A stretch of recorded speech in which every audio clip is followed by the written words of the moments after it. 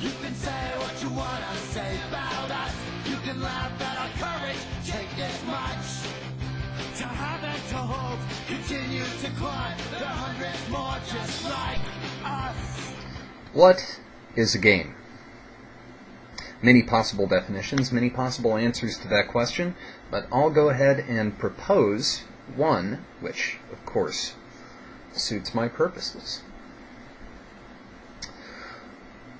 A game starts with found objects in the environment. Stones, sticks, ground, what have you. The game then evolves through the manipulation of these found objects according to proposed shared rules. And from these proposed shared rules, means of engagement are defined, allowable interactions with the found objects are defined, victory conditions, goals are defined. And from this, and through the process of playing the game, we may eventually develop specific adaptations of those found objects that are better suited for the playing of the game, that allow perhaps another layer of aesthetic experience to be engaged, that may be better suited towards the mechanisms of the permitted interactions, that would allow a more effective pursuit of the victory conditions.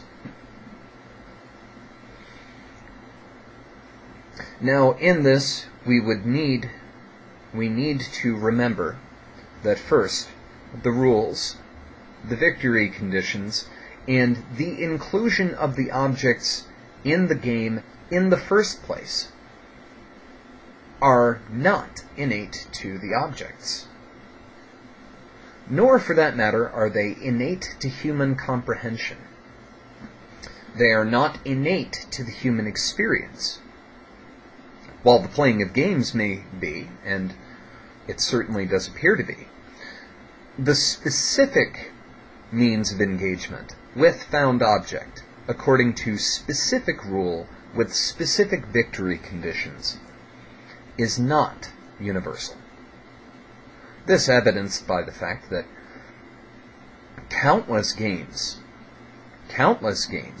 of radically differing rule sets and radically differing victory conditions have been defined, discovered, invented, using collections of different colored stones. The objects are roughly interchangeable.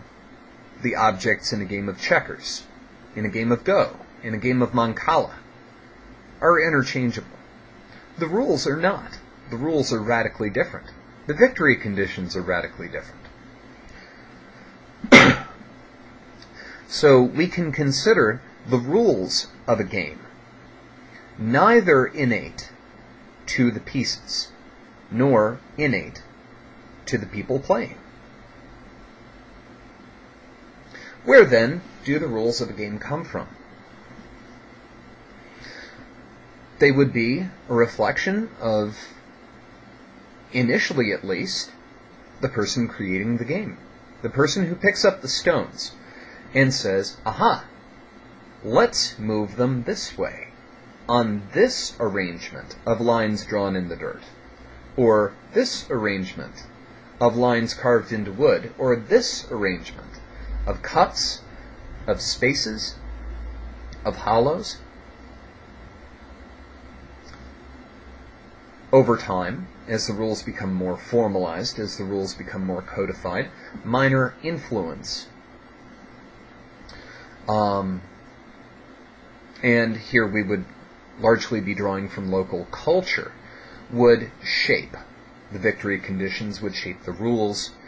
Perhaps particular problems with the rule set of the game may cause may motivate some sort of change, as we see in chess, where emphasa is introduced, where castling is introduced.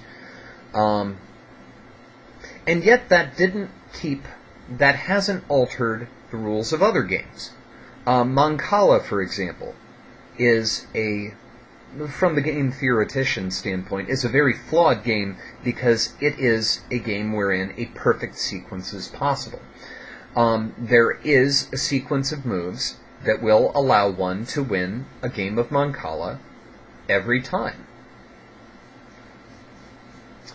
regardless of whether one goes first or second. Unless, of course, the person who goes first instantiates that perfect sequence of moves, at which point the game ends before you even get a turn. But for every possible arrangement of pieces on the first or the second turn in Mancala, there is a perfect sequence that will allow you to win on that turn. And yet this has not motivated a change in the rule set, so we must also consider even the alteration of the rules of the game, to some degree reflective of the culture in which the game exists. So, that's a little bit about what I think a game is, and I'm quite an avid gamer myself.